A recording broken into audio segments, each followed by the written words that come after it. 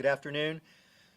As of 5 p.m., Ian is still about 5 hours southeast of Duval County and is expected to be just over 100 miles due east of Jacksonville around 10 p.m. tonight.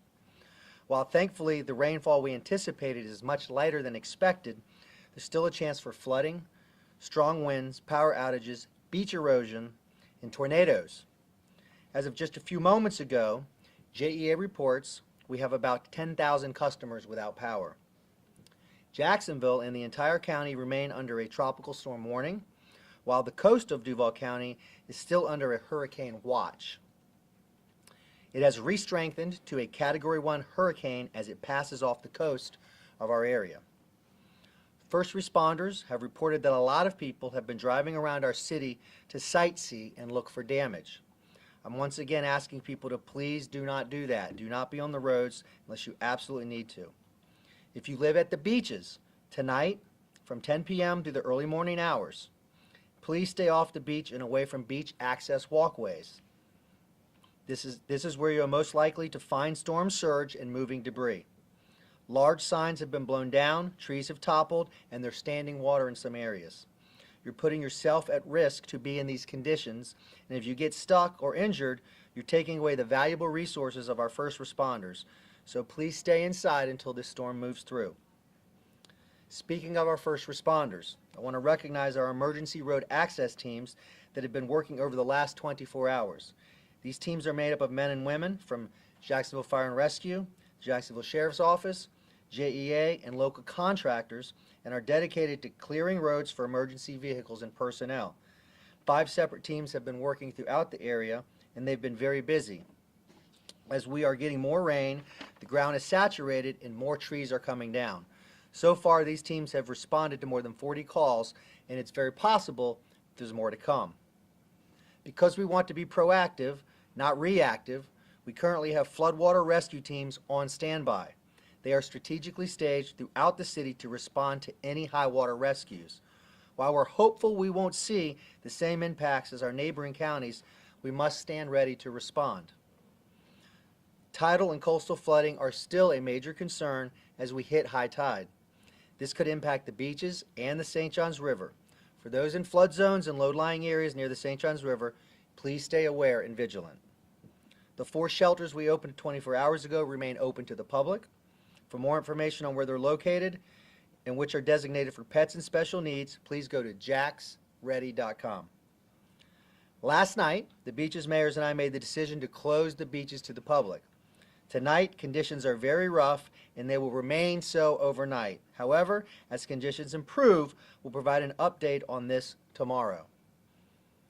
Garbage, recycling, and yard waste pickup is suspended today and tomorrow. I've talked with our solid waste services teams, and those days will not be made up. Normal scheduled collections will resume on Monday. One of the reasons for this, aside from keeping crews safe and off roads, the city's Trail Ridge landfill is anticipating challenges from winds and rain related to this event. By waiting until Monday, this gives the landfill a chance to dry out before resuming normal services. And I just want to reiterate, as this storm moves off of our coast, while it's over 100 miles off of our coast, it is a Cat 1, and there will be some surge, particularly where areas where there aren't dunes. So don't be on the beach. It's a really dumb move to be out on the beach right now. We'll take questions. Mayor, real quick, you had mentioned you had 40 calls just on service, things like that, but have there been any flooding problems or anything? We've seen minor flooding around the city, but has there been any reports of any problems of that nature?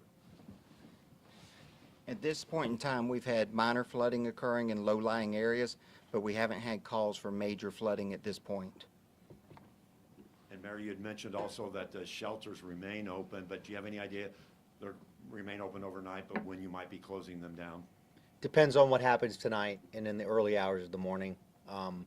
If they're needed because of an event tonight, then we'll keep them open, but otherwise we'll make that decision tomorrow.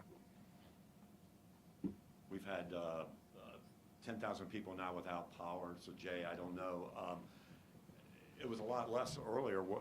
Has something happened that it increased suddenly like that? So as the day has gone on, we've had varying numbers of people without power overall. We've turned back power back on for 111,000 customers as the power has gone on and off during the day. And it will fluctuate as the evening goes on. Our peak outage was about 21,000 people. It's gotten down as low as 5,000 and it'll move back up and down. As the mayor said, it's still saturated ground, trees are still there, it's still windy. And so we expect to continue to have some outages tomorrow and through the day tonight and through the day tomorrow. And I just also then on the coastal flooding situation, I know you had said earlier that this is going to be a problem until Sunday. Not coastal flooding, but the tidal flooding along the river. Is that still? It's a gonna be the possibility. It is a possibility. Okay. It's a possibility, and we'll know more through tonight and tomorrow. I think the key for people right now is to know there's still flood risk, there's still surge risk, so just be smart. And in closing, I just want to thank all of the members of the media for all of your coverage of this, for keeping our citizens informed. Thank you, and we'll see you tomorrow.